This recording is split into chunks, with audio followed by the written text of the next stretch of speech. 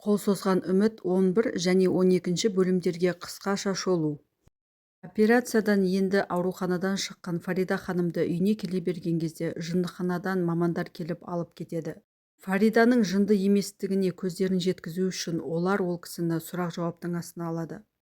Серап полицияға Азраның үстінен алаяқ деп шағым түсіреді. Полиция оны бөлімшеге алып кетеді. Сөйтіп Азра өзінің алаяқ еместігін дәлелдеумен болады. Сумру мен Жансу сол сәтті пайдаланып қалады. Сөйтіп Азраны полицияға жамандайды. Ол ақшаға құныққан, Америкада оқыды, әкесі барлық қалағанын алып беретін еді. Одан сондай алаяқтықты күтуге болады дейді. Азра полиция бөлімшесіне шыға салысымен Фарида ханымды көруге келген кезде Дженк оны қуып жібереді. Осының бәрі сенің кесіріңнен болып жатыр, бұл жерден кет деп. Азра не істерін білмей кетіп қалады.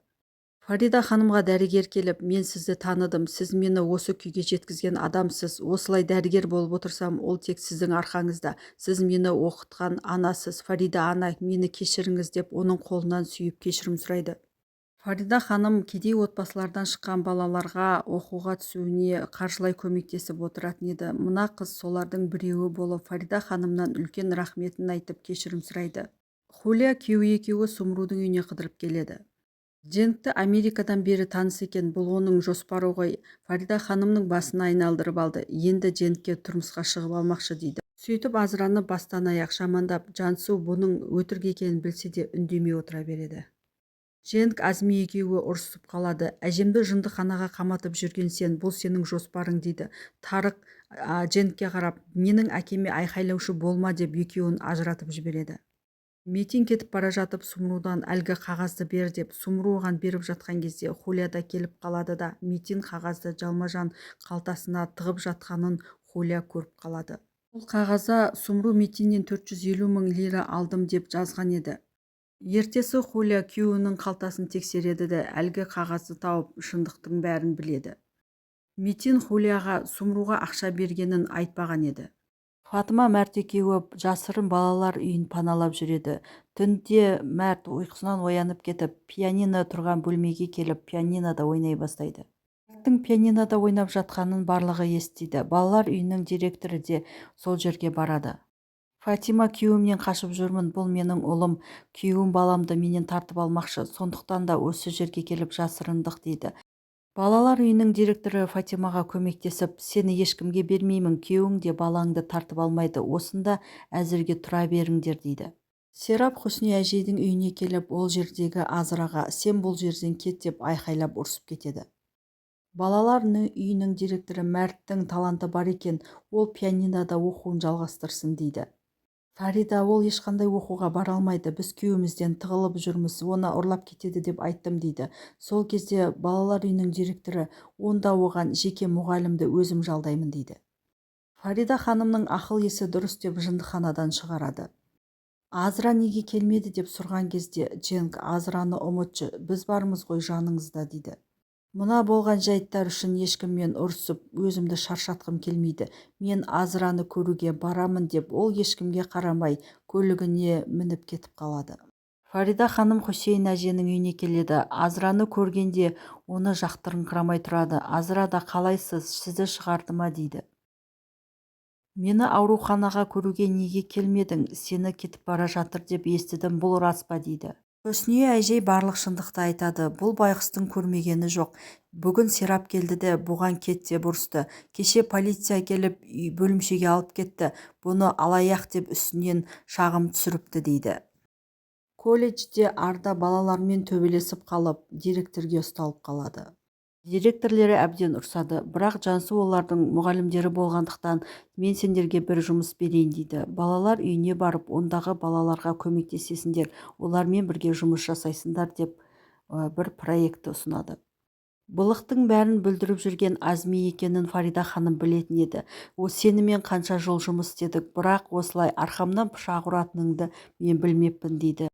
Азми өзінің қатесін түсінгенде не істесеңіз де сіздікі дұрыс, мені жұмыстан қосаңыз да болады дейді. Бірақ мен компанияның болашағы үшін алаңдап осы іске бардым деп өтіріктен ақталғандай болады. Фарида ханым Азмиға, саған соңғы мүмкіндік беремін, тағы да осындай істеріңмен көзге түсетін болсаң, онда сенімен қош айтысуға тура келеді дейді. Балалар үйінің директоры Мәртке пианинодан сабақ беретін мұғалімді жалдайды.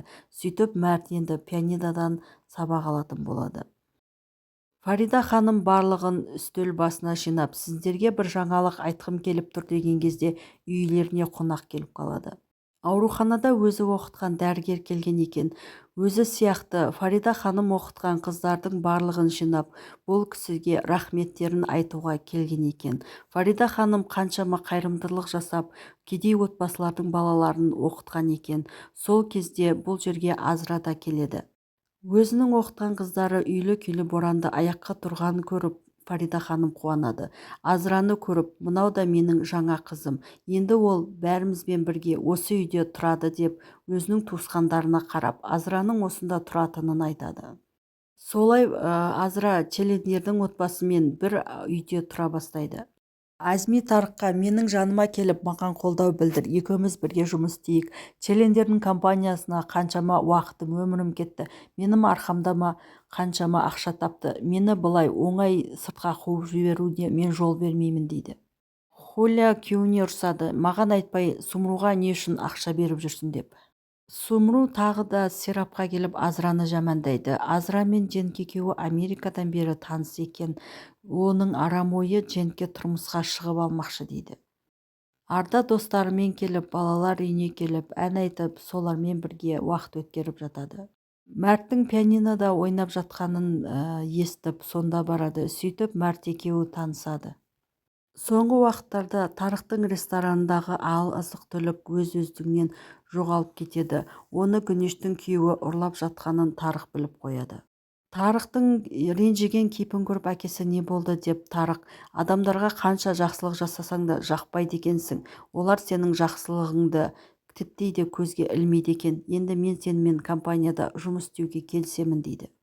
Азра Фарида ханымның бөлмесіне келеді. Фарида ханым, егер мен бір күні кетіп қалсам, сіз ренжімейсіз ба деген кезде, Фарида ханым, егер де қорқақтап қашып, алды-артыңа қарамай қашып кетсең, онда ренжимін дейді. Серап ханым мен Дженк екеуі бөлмелерінде әңгіме айтып отырады. Дженк сөйтіп өзінің Азраны жақсы көретінін анасына айтып қояды. Фарида ханымның бөлмесінен шығып бара жатқан Азра Дженктен мен Азраны жақсы көремін деп анасына айтып жатқанын естіп қояды. Келесі 13-ші бөлімде Дженк өзінің сезімдерін Азраға айтады. Сөйтіп екеуі бірге болуға шешім қабылдайды.